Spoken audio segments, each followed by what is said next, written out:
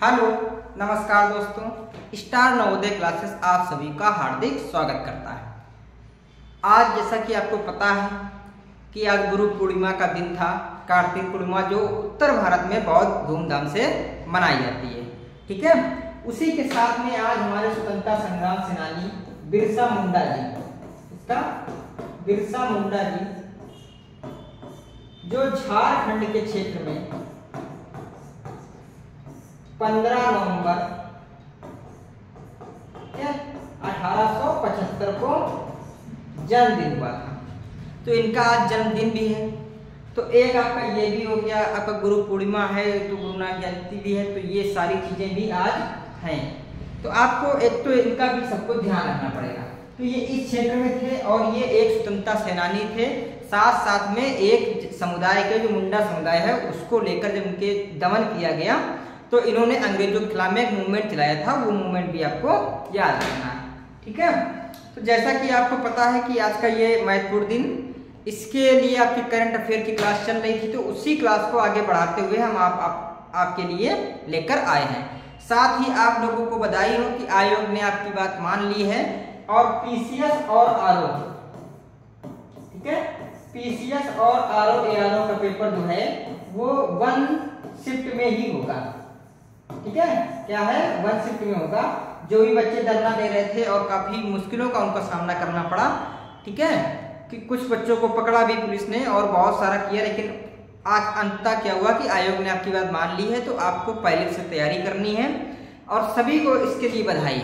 और जो भी हमारे छात्र छात्राएं वहां प्रोटेस्ट कर रहे हैं उनको बहुत सारी बधाई। और अब वो प्रोटेस्ट को छोड़कर अपनी पढ़ाई पर ध्यान दें और एक सीट लेकर अपना सिलेक्शन सुनिश्चित करें। ठीक है, तो चलिए अब शुरू करते हैं अपनी आगे की क्लास।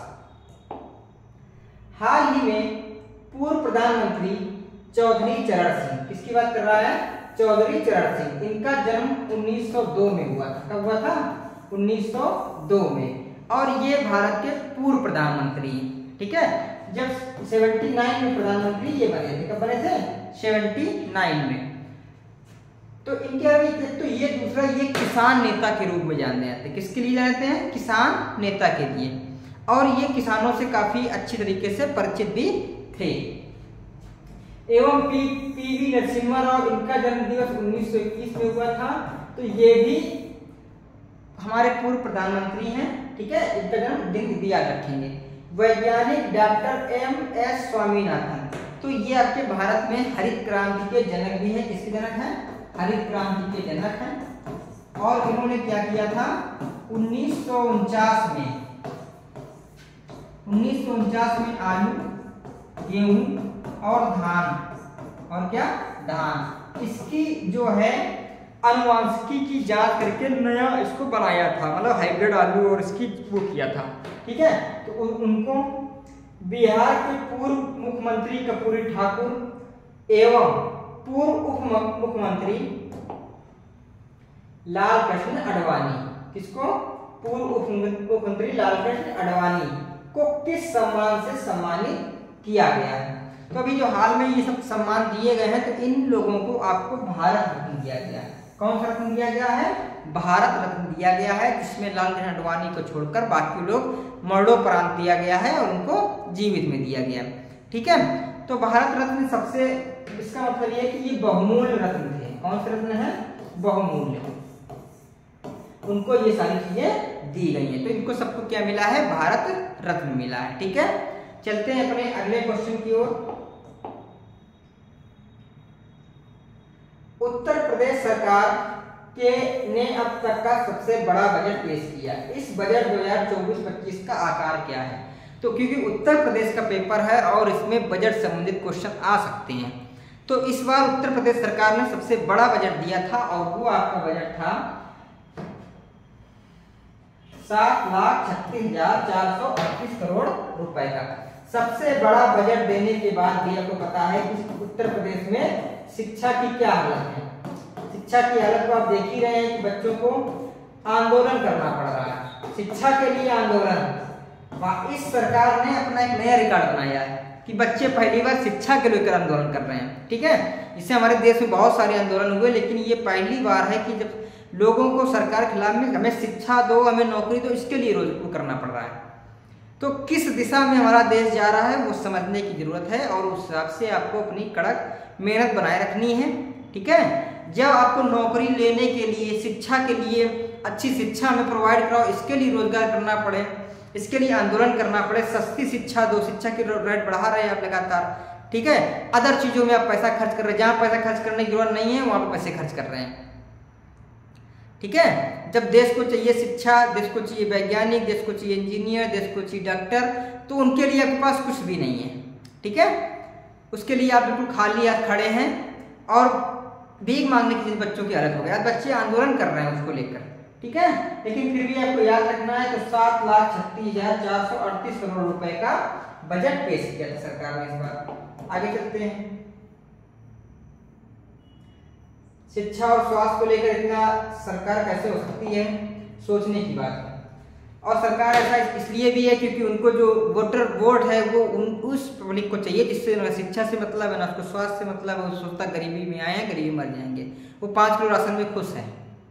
ठीक है, अगला क्वेश्चन है आपका 25 फरवरी से 9 मार्च 2024 के मध्य भारत और जापान की सेना के बीच संयुक्त सैन्य अभ्यास धर्म गार्जियन, ठीक है, का 5वां संस्करण कहां आयोजित किया गया? तो कौन सा अभ्यास था? धर्म गार्जियन। जब भारत और जापान के बीच में ये हुआ था और ये आपका राजस्थान में हुआ था, जैसलमेर क्षेत्र में। कहां पे हुआ था? राजस्थान के जैसलमेर क्षेत्र में हुआ था।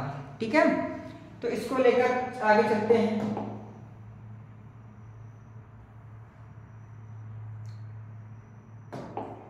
हाल ही में अडानी समूह ने उत्तर प्रदेश राज्य के किस स्थान पर भारत के पहले आयुध और मिसाइल विनिर्माण परिसर का उद्घाटन किया है?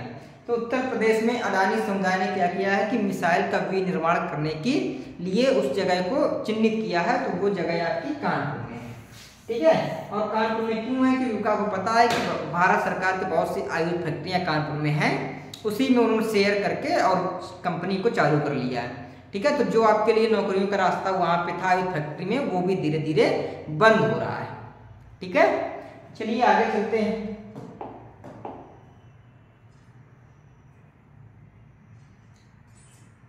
फरवरी 2024 में अपार, ठीक है, one nation one student ID card पर नई दिल्ली में राष्ट्रीय सम्मेलन का आयोजन किया गया था।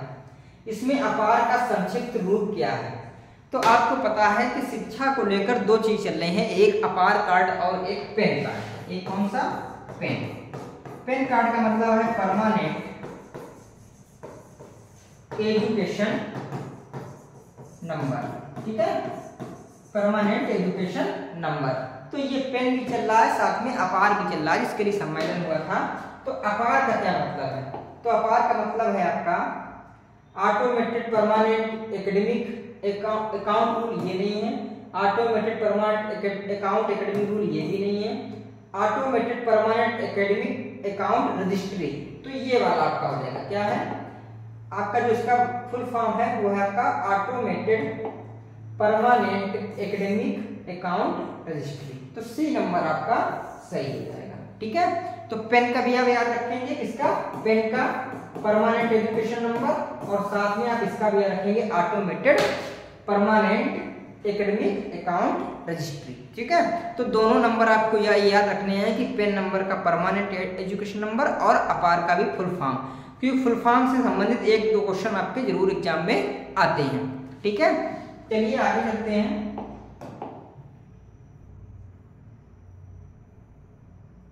वर्ष 2023 के लिए 58वां ज्ञानपीठ पुरस्कार किन 2 लेखकों को दिया गया है?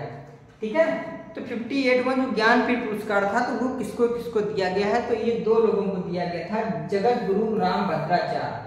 तो जगत गुरु राम भद्राचार्य को इस संस्कृत के लिए दिया गया था, एवं गुलजार संपूर्ण सिंह कालरा उर्दू में। इनको किसमें दिया गया था? उर्दू में। कितने लोगों को मिला? 2 लोगों को मिला, एक जगत गुरु भद्राचार्य संस्कृत में और दूसरा गुलजार संपूर्ण सिंह कालरा, इनको उर्दू में। तो 2 लोगों को ये पुरस्कार दिया गया था। आगे चलते हैं। किस देश की महिला बैडमिंटन टीम ने मलेशिया में आयोजित एशिया टीम चैंपियनशिप 2024 में स्वर्ण पदक जीता। तो एक जो मलेशिया में हमारी वो चल रही थी, तो उसमें स्वर्ण पदक किसको मिला है? तो इस बार स्वर्ण पदक महिला बैडमिंटन में भारत ने जीता है। किसने जीता है? भारत ने जीता है। ठीक है, तो इसमें चाइना आपके ऑप्शन होता तो आप कंफ्यूज होता कि चीन ने जीता कि भारत ने। बाकी एशिया में देशों को आप नहीं तुलना करते, लेकिन चीन को आप टारगेट कर लेते हैं, लेकिन चीन ने इस बार किसने जीता है? भारत ने जीता है। ठीक है, आगे चलते हैं।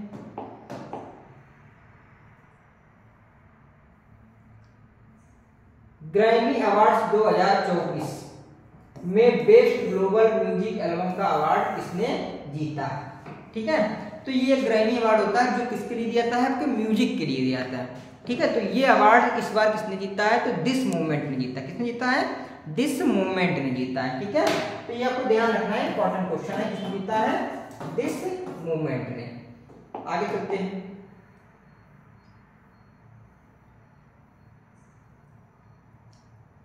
फिल्म पुरस्कार 2024 में सर्वश्रेष्ठ लोकप्रिय फिल्म का पुरस्कार विधु विनोद चोपड़ा द्वारा निर्देशित 12 फेल।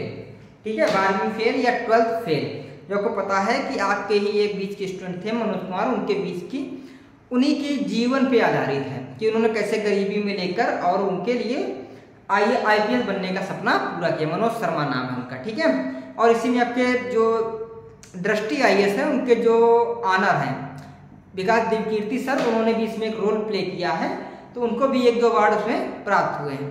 ठीक है, तो उसी पे आधारित, शिक्षा पे आधारित ये मूवी थी, और ये एक मोटिवेशनल मूवी थी। कैसी मूवी थी? मोटिवेशनल थी कि कैसे गरीब घर का बच्चा भी अगर मेहनत पे आ जाए तो कुछ भी कर सकता है। तो उसी से लेकर, और ऐसा व्यक्ति जो 12th में फेल हो गया था उसके IPS बनने का सपना भी है, तो ने जीता। तथा सर्वश्रेष्ठ फिल्म क्रिटिक्स का पुरस्कार किस फिल्म में जीता? तो ये तो उन्होंने एक क्वेश्चन में बता दिया कि उन्होंने जीता, लेकिन उन्होंने क्रिटिक्स में किसने जीता? तो क्रिटिक्स में जीता है जोरम ने। किस फिल्म में जीता है? जोरम फिल्म ने क्रिटिक्स में जीता है। ठीक है, वैसे किसने जीता है? 12th फेल ने, लेकिन उसमें किसमें जीता है? क्रिटिक्स में, तो जोरम जीता है। आगे चलते हैं। 26 जनवरी 2024 को 75वें गणतंत्र दिवस समारोह का मुख्य अतिथि कौन था? ठीक है, तो मुख्य अतिथि की बात कर रहे हैं। इस क्वेश्चन को हमारा देने का एक ही मकसद था कि आपको पता है कि आज़ादी के 75 साल हम 1-2 सालों से मना रहे हैं। ठीक है, तो यहाँ पे बच्चे कंफ्यूज हो सकते हैं, क्योंकि 1947 में हमारा देश आज़ाद हुआ था, तो उस हिसाब से 22 में हमारे 75 साल हो गए, तो आज़ादी का अमृत महोत्सव ने 75 साल में मनाया था। लेकिन अब हमारा गणतंत्र दिवस कौन सा है? ये 75वां। तो गणतंत्र दिवस हमारा 1950 से शुरू हुआ था।